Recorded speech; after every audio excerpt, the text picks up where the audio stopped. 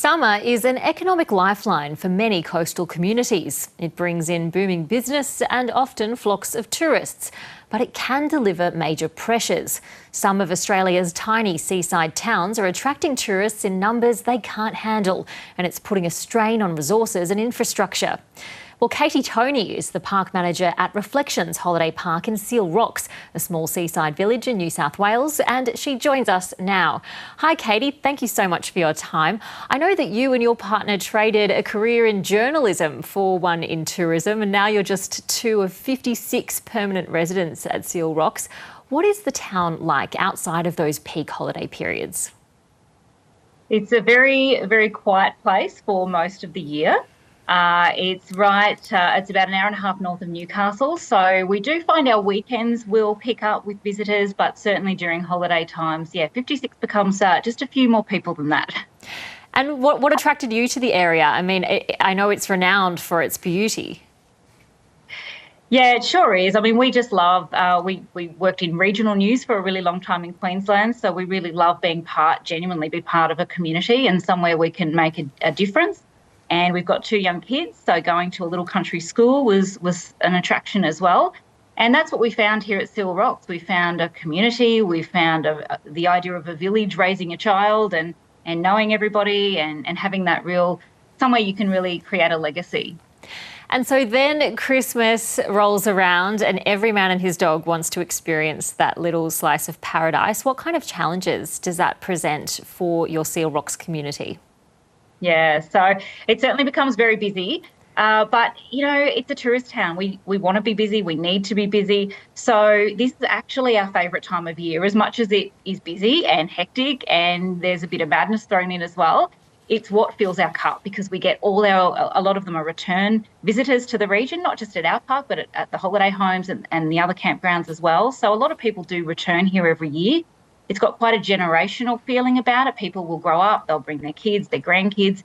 So for us, it's really about embracing that, nurturing that, encouraging that respectful use of the region as well. And the people who do come here, they do love it and respect it. So we attract some really great people. So I guess it's a really enjoyable experience as much as it is crazy busy.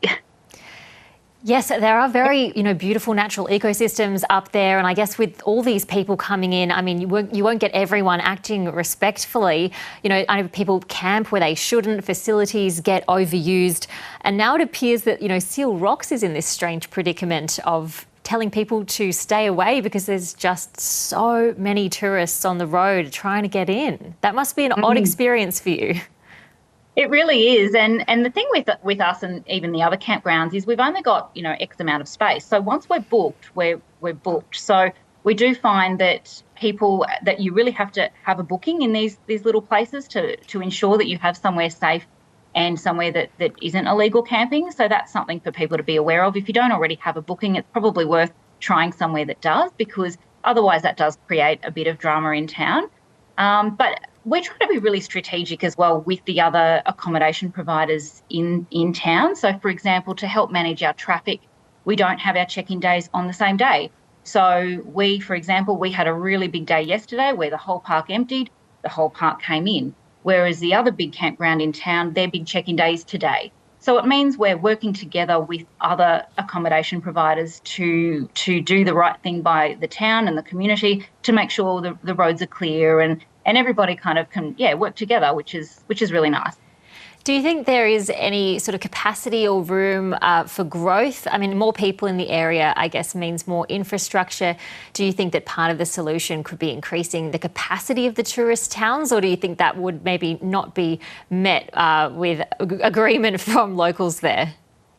It's probably not really possible here, whether in other places it might be, but we're surrounded by national parks, so there really isn't room to move in our region at least. But certainly I'm sure in other coastal towns where they do have that capacity to create more car parking and things like that, I'm sure that would work. We find that once we're full, we're full. And Katie, you have given out a couple of tips already, but just your message to people who might be heading your way these holidays. How do they act respectfully and minimise their impact?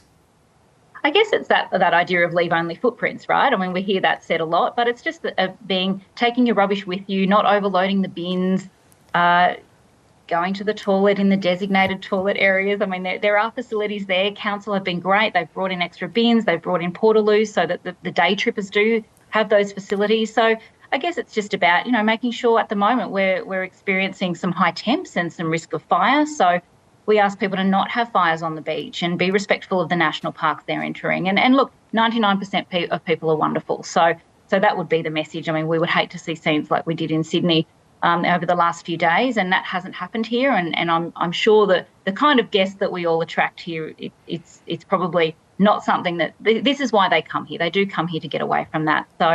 So yeah, look, I think people they love it, and because they love it, they respect it.